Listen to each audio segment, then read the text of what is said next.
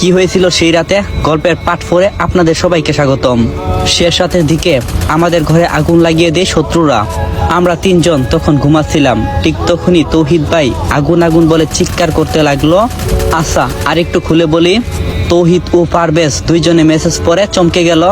তৌহিদ আস্তে আস্তে কানে কানে বলল, এই কথা কাউকে কিছু বলিস না, কারণ এখন তোর আশেপাশে সবাইকে শত্রু মনে করতে হবে। মনির ভাইদের বাড়ি থেকে রাতের খাবার রান্না করে পাঠানো হয়েছে। তৌহিদ ও পারভেজ সেই খাবারই খেয়েছে। আমাকেও নিজের হাতে খাবার মুখে দিল। 2 লোকমা খেয়ে নিলাম। সমস্ত ঘরের মধ্যে বাবা মায়ের স্মৃতি রয়েছে।